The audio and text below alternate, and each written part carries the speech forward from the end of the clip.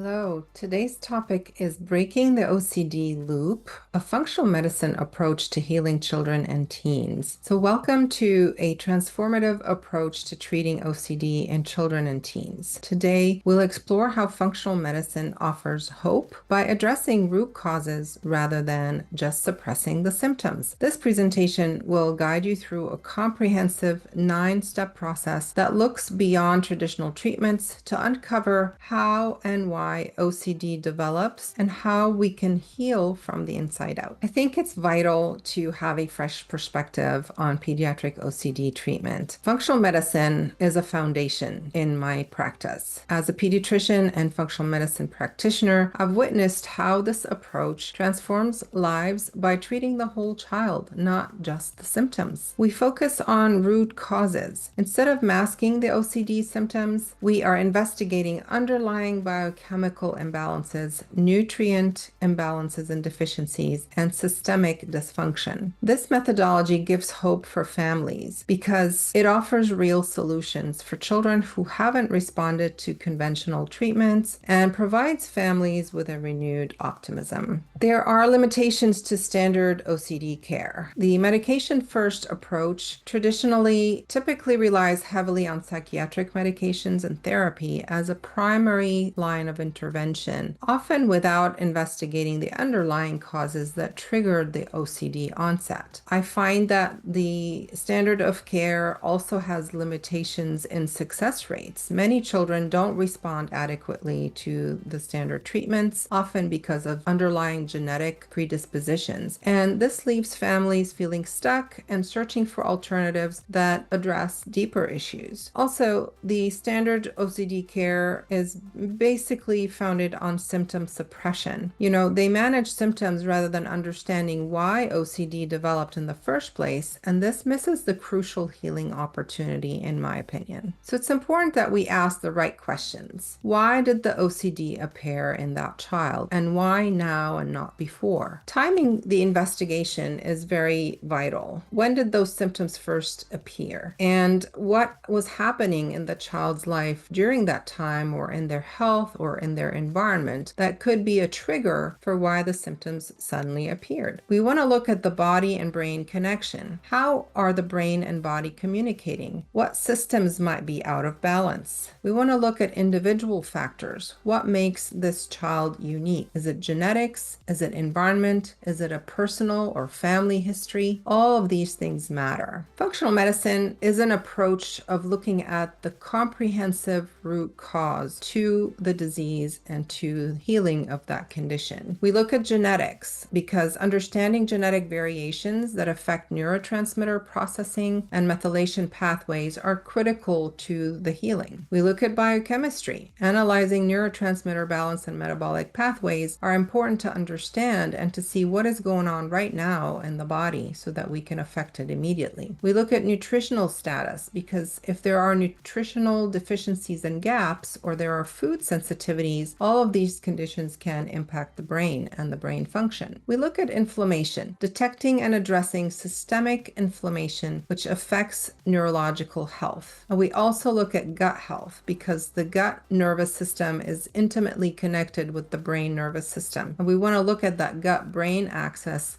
and how the microbiome is affecting that balance. So step one is to rule out medical mimics. Is OCD the same thing as PANS pandas? No, because in PANS and pandas, it's an autoimmune condition which is triggered by infections that mimic OCD symptoms. But PANS and pandas is not necessarily primarily an OCD condition. So the two are not necessarily the same thing. We want to look at celiac disease because gluten sensitivity can cause neurological symptoms, including OCD, but celiac is a much more global, if you will, autoimmune disease, which attacks other organ systems. It's not just the brain that's affected. We want to look at heavy metal exposure because toxic metals accumulate, affecting the brain function and behavior. And we want to look at infections such as Lyme disease, mold exposure, or other pathogens like strep, disrupting the neurological function. Step two is comprehensive functional lab testing. We want to look at a nutrient panel panel to see where are the levels of zinc, magnesium, copper, B12, vitamin D, and other essential nutrients are laying, because these are critical for brain health. We want to test for methylation markers like MTHFR and the COMT levels, and we want to understand homocysteine and other parts of the methylation pathway. We want to look at mineral ratios. A lot of minerals act in opposition to one another, such as calcium and magnesium, or copper and zinc, and that ratio can affect neurotransmitter function. We want to look at inflammation markers, because knowing what those cytokines and oxidative stress indicators are doing is vital to the healing process. And we want to look at gut health, because a comprehensive stool analysis and an organic acid test are critical to evaluating digestive function. Step 3 is to target nutritional deficiencies. From NAC to zinc and B complex to magnesium and methylated vitamins, all these nutrients critically affect neurotransmitter production and levels. And if we don't address these deficiencies, then the brain doesn't have the building blocks to generate the chemicals that it needs to generate for a healthy brain and healthy function. So it's really important to know these nutrient levels. These can be game changers in the way to heal OCD symptoms. NAC is a vital precursor to the limbic system, to glutamate neurotransmitter, and to oxidation management, if you will, oxidative stress management. So if we're deficient in the production of NAC, the body is not able to carry out these vital functions. Zinc, B6, and other B complex vitamins are also essential for every neurotransmitter made in the body. And I would say that zinc is probably involved in over 300 critical enzymatic functions in the body, from digestion all the way to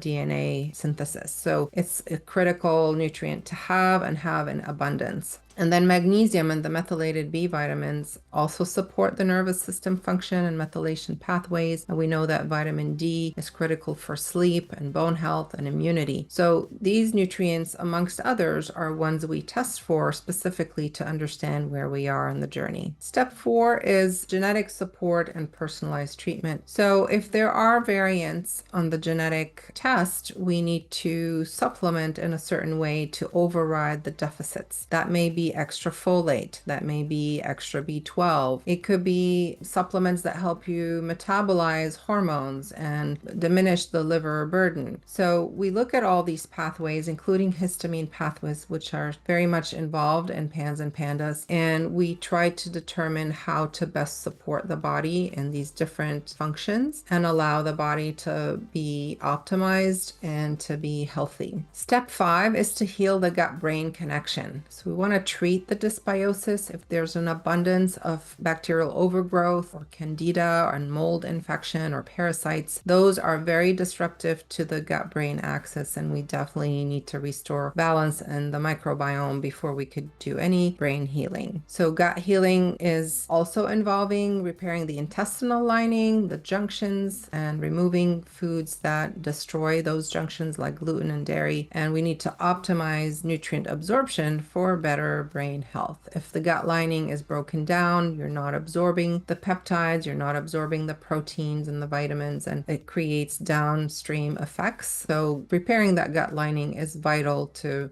recuperation. Probiotic support comes in as a way to support adding good bacteria, good healthy enzymes back into the gut to restore healthy function. And elimination diet is really about removing the food triggers that worsen OCD symptoms. Gluten has been proven in many studies to be very damaging for gut-brain connection and well-being. Step number 6 is about balancing neurotransmitters naturally, so adding calming herbs and L-theanine and GABA to help reduce anxiety, regulating the glutamate pathway with NAC and magnesium. This helps reduce the excitability of the nerves and the nerve pathways. Also optimizing serotonin, because 5-HTP or tryptophan, when cautiously used and monitored by a physician who knows how to use these precursors, can really impact the joy and the well-being, that sense of calm and serenity that can come from having a good level of serotonin in the brain and in the gut.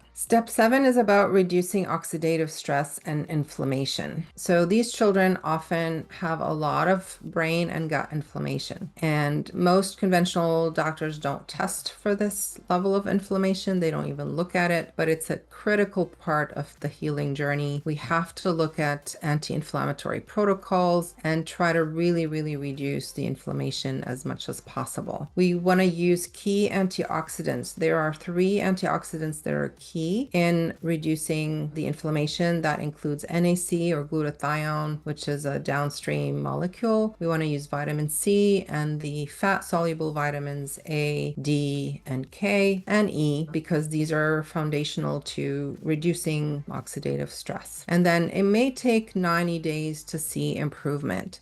As we start dialing in what the body is requiring in support, we start to see the healing almost within a couple of weeks. But for full effect, I would say give yourself a window of 90 days or 3 months to really see the full impact of the protocols that you are doing. Step 8 is let's calm the nervous system even further. So we want to provide therapies that are complementing to the biological healing that we're doing together. Using CBT and ERP therapies is very complementary and very supportive, and I would say synergistic with the biological protocols that we do together.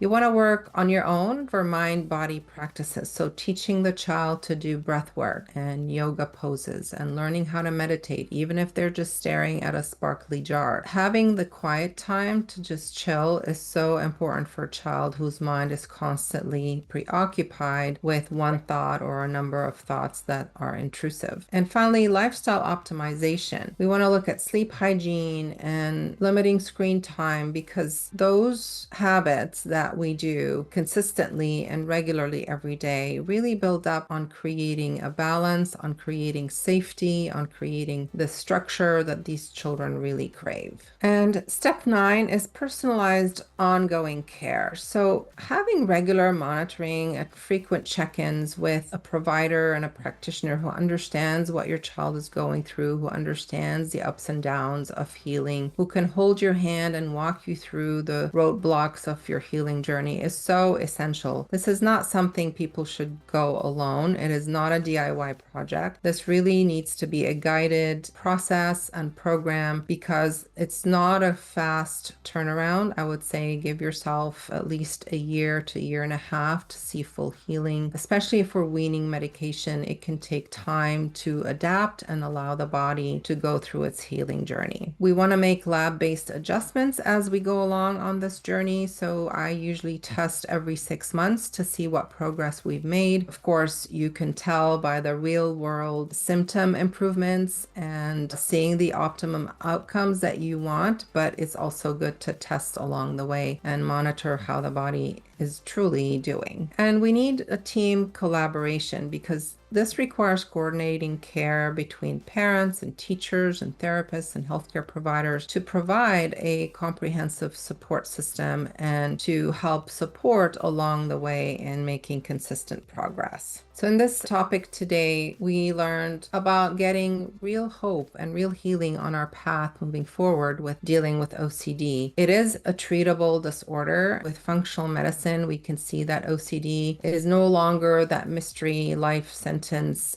There are root causes that are triggers for the onset of OCD symptoms, and we really can open the doors now and see genuine healing and recovery once we know what we're dealing with. This is a comprehensive solution. It's the right combination of testing, nutrients, supplements, lifestyle changes, which can transform your child's life and restore family peace. And also you have expert support available to you. You don't have to navigate this journey alone. Professional guidance and personalized treatment plans provide the roadmap to success. So working with a practitioner like myself is really the way you want to go. Feel free to look at ways you can contact me in the bio section, but I hope this has served you. If we're not going to meet in person, let it at least be a guide toward taking the right steps to helping your child. Thank you.